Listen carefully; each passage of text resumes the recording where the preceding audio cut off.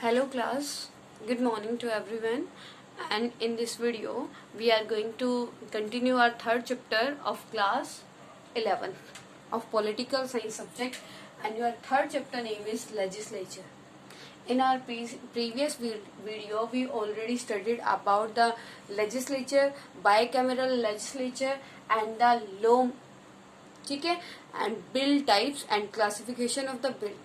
And in this video we will study about the law making in India, that how the bill became a law.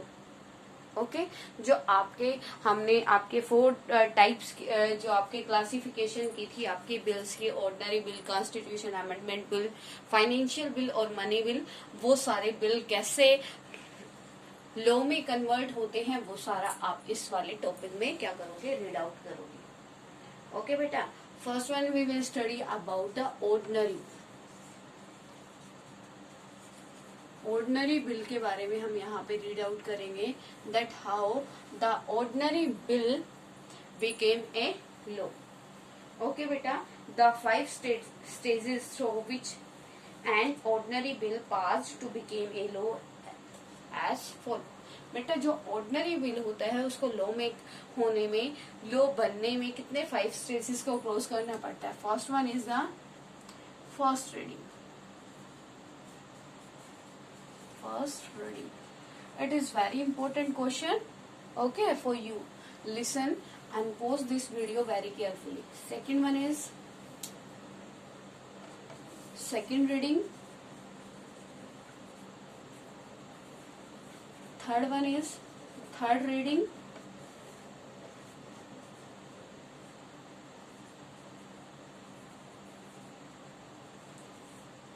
Fourth बेटा, fourth step क्या होता है, send to another या फिर pass to another house. And next one is fifth one is send to the president. बेटा ये जो आपकी 5 प्रोसेस है, इन प्रोसेस से क्रॉस आउट होके आपका जो बिल है वो क्या बनता है, लॉ बनता है in India. Okay, the bill have to cross 5 stages, after then it is decide that this bill became the law और नॉट. ओके बेटा, in the first reading we will study about the introduction of the bill. जो आपकी first reading होती है बेटा उसमें क्या होता है, इंट्रोडक्शन होता है. As we already studied in our previous video that difference between the private bill and public bill. ठीक है, और तो यहाँ पे क्या है, in first reading we introduce the bill in either of the house of the parliament by a minister or by a private member. Okay, it is followed by the grant of leave and its publication in the Gazette of India. The bill introduced either Lok Sabha and Rajya Sabha, okay, with the help of minister or any member of a parliament. Okay, when the minister and the member of the parliament introduce this bill, that is called our first meeting या first reading of the bill. बेटा first reading क्या होती है, first reading कौन क्या करता है, introduction देता है. जो भी आपको प्राइवेट बिल को रिप्रेजेंट करता है, इंट्रोड्यूस करता है, या पब्लिक बिल को इंट्रोड्यूस करता है पार्लियामेंट में, तो वो क्या करता है बेटा, आपको ये उस बिल को इंट्रोड्यूस करेगा कहाँ पे, पार्लियामेंट में, कि ये बिल इस चीज से रिलेटेड है. ठीक है बेटा, जो आपका फर्स्ट रीडिंग होती है उसमें हम क्या करते हैं, फर्स्ट रीडिंग में हम इंट्रोड्यूस करते हैं वो किस चीज से रिलेटेड है, उससे बेनिफिट क्या होगा, वो सारी चीज हम क्या करते हैं फर्स्ट रीडिंग में इंट्रोड्यूस कराते हैं बाकी जो पार्लियामेंट के अदर मेंबर्स होते हैं उनको उस बिल से. Next one is second reading. At this stage, the bill undergoes detailed circularity, including discussion of every clause. अब जो सेकेंड रीडिंग होता है बेटा, फर्स्ट रीडिंग में हमने क्या कर लिया, फर्स्ट रीडिंग में इंट्रोड्यूस कर दिया। सेकंड रीडिंग में क्या होता है, सेकंड रीडिंग में हम उसके एडवांटेजेस, डिसएडवांटेजेस और जो अपोजिशन पार्टीज है उसके व्यूज, मतलब as a debate second reading में होती है। ठीक है, in the second reading the bill undergoes detailed scrutiny. Okay बेटा, जो सेकंड बिल होता है, सेकंड रीडिंग होती है, उसमें क्या होता है, सेकंड रीडिंग में हम डिबेट वगैरह करते हैं, मतलब ये बेनिफिट होगा या नहीं होगा, जो अदर मेंबर्स है वो क्या करते हैं, अपने व्यूज रिप्रेजेंट करते हैं पार्लियामेंट में। ठीक है, and in third reading, in the third reading at this stage no amendment are allowed. The bill needs to be passed by a single majority of members present and voting in the house.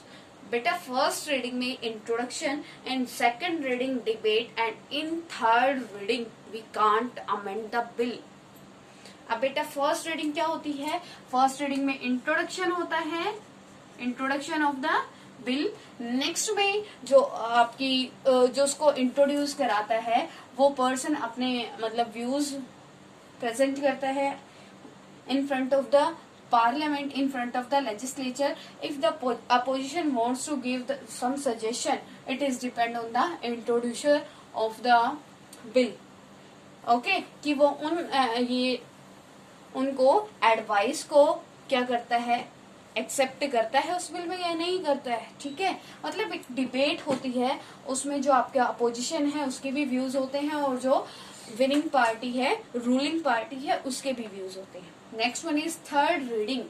Third reading में बेटा आपकी amendment, किसी भी type की amendment क्या नहीं होती, यहाँ पे हम अमेंडमेंट नहीं कर सकते।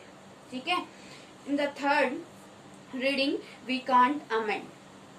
The bill needs to pass by a single majority of members present and voting in the house. अब जो थर्ड रीडिंग है उसमें क्या होता है, पास करने के लिए as we know that we need 2/3 majority of each house. तो 2/3 मेजोरिटी के लिए हमें क्या कराना पड़ेगा, ऑब्वियसली वोटिंग सिस्टम कराना पड़ेगा। वो सारा किसमें होता है, थर्ड रीडिंग में। हम किसी भी टाइप का अमेंड नहीं कर सकते आपके बिल में, और आपको वोटिंग करानी होती है किस चीज को, 2/3 मेजोरिटी गेन करने के लिए। क्लियर बेटा? When bill is authenticated by the presiding officer, it is sent to the other house for consideration and approval.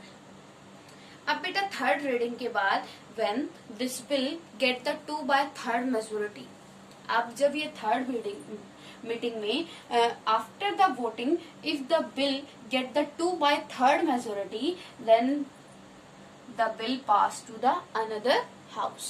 अगर इस बिल को थर्ड रीडिंग में वोटिंग के साथ, मतलब वोटिंग में मेजोरिटी मिल जाती है, तो उसको क्या कर देंगे, नेक्स्ट हाउस में सेंड कर देंगे। ठीक है, पास कर देंगे। अगर वो क्या नहीं होगा, अगर उसको मेजोरिटी नहीं मिलेगी तो वो आपका वहीं पे क्या हो जाएगा, रिजेक्ट हो जाएगा। बेटा next, send to another house.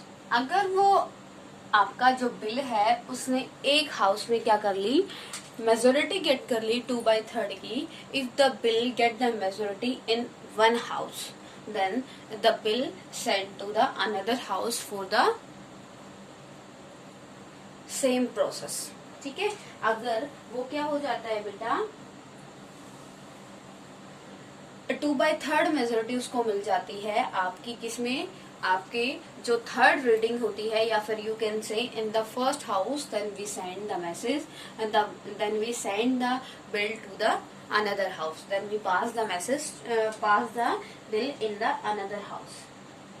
Okay, in the second house also the bill needs to be passed by a single majority of members present and voting in the house. If the second house pass the bill without any amendments, the bill is sent to the president for his assent.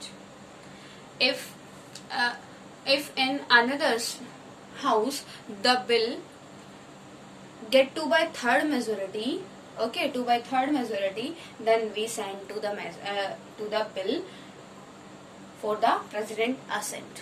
अब बेटा क्या होता है, जब उसको second किसमें, second उसमें आपको सेकंड में भेजा जाता है सेकंड हाउस में, तो उसमें क्या होता है, सेम प्रोसेस होती है, ठीक है।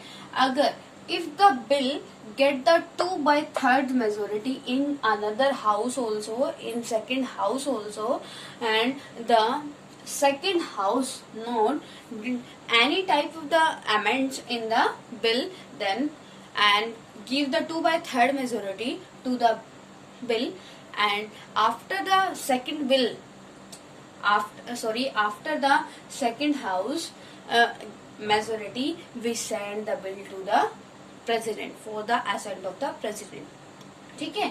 अगर उसको सेकंड हाउस में क्या मिल जाती है, मेजोरिटी मिल जाती है 2/3 की भी, फिर क्या, कहाँ पे उसको प्रेसिडेंट के असेंट के लिए भेज दिया जाता है, प्रेसिडेंट के साइन के लिए भेज दिया जाता है, ठीक है बेटा। Assent of the president, it is president, assent of the president written last status, last level of the bill, that is the sent to the president. If the bill get the 2/3 majority in one house and in other also in another second house, then after the getting 2/3 majority, we send the bill to the president as. If the president give his assent to the bill, then the bill became an act or placed on the statute book. If the president withhold the assent to the bill ends. अब बेटा क्या होता है कि अगर इसमें भी 2/3 majority मिलने के बाद उसको हम प्रेसिडेंट के असेंट के लिए भेजते हैं, तो प्रेसिडेंट के असेंट के लिए भेजने के बाद अगर प्रेसिडेंट उस पर साइन कर देता है, तो इट मीन जो आपका बिल है वो क्या, एक्ट में कन्वर्ट हो जाता है, ठीक है। जो बिल है वो क्या बन जाता है, एक्ट बन जाता है, लॉ बन जाता है, ठीक है। और आपका लॉ बनने के बाद पूरे किसमें, आपके कंट्री में इनेक्ट हो जाता है, ठीक है, या इम्प्लीमेंटेशन में आता है। क्लियर बेटा। तो ये जो प्रोसेस होती है, ये किसकी, आपकी ऑर्डिनरी बिल की होती है, ठीक है। ऑर्डिनरी बिल की बेटा ये प्रोसेस होती है। जो आपके अनदर बिल है, like financial bill, money bill and constitutional amendment bill, process same है, लेकिन उसमें थोड़ा सा ज्यादा एक्स्ट्रा क्या होता है बेटा, एक्स्ट्रा स्टेप्स होते हैं। First of all you write down these steps in your notebook, do fast.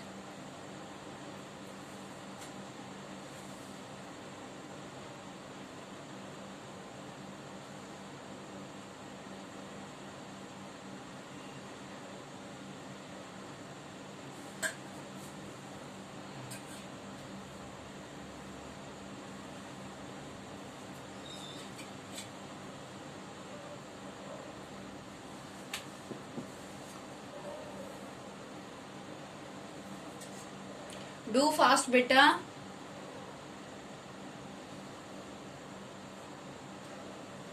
Done? Okay. And I want to tell you again, this process was the ordinary bill, and in money bill, under article 110 of the constitution, is a bill is deemed to be a money bill if it is contains many provisions dealing with imposition, abolishing, remission, alteration of regulation of any tax. As I already told you in our previous video, that in the money bill, imposition of the tax and abolition of the tax comes. जो आपका money bill होता है वो impose, मतलब जो tax impose करना होता है पब्लिक पे, अगर कोई टैक्स क्या करना होता है, इंक्रीज करना होता है, उसको अबोलिश करना होता है, वो सारे मैटर्स आपके आते हैं बेटा मनी बिल में, ठीक है। The speaker certificate on A bill once given is final and cannot be changed. A money bill can be introduced in Lok Sabha only on the recommendation of the president. जो बेटा related to the money bill, power having by the Lok Sabha. First of all, we have to represent firstly our money bill in the Lok Sabha. बेटा ये जो आपकी power, मैंने आपको previous video में आपका एक टॉपिक था that how can you say that Lok Sabha is more powerful than Rajya Sabha, उस वाले आंसर में आपका सेकंड पॉइंट था बेटा the money bill we can introduce firstly in the Lok Sabha. ठीक है, तो लोकसभा में क्या करना होता है, मनी बिल फर्स्टली किस में इंट्रोड्यूस होता है, लोकसभा में इंट्रोड्यूस होता है। और लोकसभा में इंट्रोड्यूस किसके रिकमेंडेशन से होता है बेटा, first of all the president have to give the recommendation to the finance minister. Okay, पहले आपका जो प्रेसिडेंट होता है वो रिकमेंड करता है आपके मनी बिल को, तभी हम उसको किस में इंट्रोड्यूस कर सकते हैं, पार्लियामेंट में। पार्लियामेंट वो भी कौन से हाउस में बेटा, लोकसभा में। ओके, और सेम प्रोसेस यही होती है। और राज्यसभा इन the money bill matter the Rajya Sabha having the very less power. Okay, हाँ बेटा, कैसे जो राज्यसभा है उसके पास पावर होती ही नहीं है, यू कैन से। वाई बेटा, क्योंकि राज्यसभा क्या है, Rajya Sabha is the representative of states and the Lok Sabha is the representative of the public of India. ठीक है, तो इसीलिए किसके पास, लोकसभा के पास पावर ज्यादा है, राज्यसभा के पास पावर नहीं है। ठीक है, द राज्यसभा बेटा, जो राज्यसभा होती है सिर्फ 14 डेज के लिए आपको आपकी जो मनी बिल है उसको अपने पास रख सकती है। If the Rajya Sabha want to do any type of amendment in the money bill that the Rajya Sabha can do with in 14 days. लेकिन वो अमेंडमेंट कैसा होना चाहिए, बहुत लीनियंट होना चाहिए। ठीक है, कोई बड़ा चेंजेस आपके मनी बिल में राज्यसभा नहीं कर सकती। ठीक है, एंड फिर उसके बाद राज्यसभा में भी 2/3 मेजोरिटी गेट करने के बाद उसको कहाँ पे, प्रेसिडेंट के सिग्नेचर के लिए सेंड कर दिया जाता है। और सेम प्रोसेस यही होती है बेटा बाकी। ठीक है, and in the financial bill are those bills which related to revenue and expenditure, कि आपका कहाँ एक्सपेंड हुआ, कहाँ से हमें रेवेन्यू करना है, इस चीज से रिलेटेड होता है। ठीक है बेटा, आपको फर्स्ट जो क्लासिफिकेशन कराया था that money bill and the financial bill. In money bill imposition of the taxes and abolition of the taxes, increase of the taxes and regularity of any tax, ये सारे इश्यूज आते हैं, ये सारे बेटा मैटर्स आते हैं इन the financial bill. Financial bill में बेटा रेवेन्यू एंड एक्सपेंडिचर से रिलेटेड मैटर्स आती है। ठीक है, under article 110 financial bill 1, article 107(1), financial bill 11, article 117(3), all money bills are financial bill but at all financial bill are not money bill। ठीक है बेटा, जो आपके मनी बिल होते हैं सारे फाइनेंशियल बिल होते हैं, लेकिन सारे फाइनेंशियल बिल मनी बिल नहीं होते। बाकी सारी जो लॉ मेकिंग होती है फाइनेंशियल बिल की सेम होती है। ठीक है बेटा, and next one is constitutional amendment bill. It is a very important topic of law making. जो आपके कॉन्स्टिट्यूशन अमेंडिंग बिल्स होते हैं वो इम्पोर्टेंट टॉपिक्स होते हैं बेटा, क्योंकि ये बहुत रेयर केसेस होते हैं। ठीक है, ये बहुत सारे रेयर केसेस होते हैं और इनमें हम सिर्फ क्या नहीं कर सकते, इनमें हम सिर्फ इस बिहाफ पे आपके डिसीजन ले सकते। इसके साथ साथ हमें क्या करना होता है, जो आपके स्टेट लेजिस्लेचर है उनसे भी डिस्कस करना होता है। ठीक है, बाकी प्रोसेस आपकी लॉ मेकिंग में सेम है। Then you have to learn this process. Okay बेटा, clear to everyone? Your chapter is over now. If any problem to anyone, then you can send the message to me and you can comment. Okay.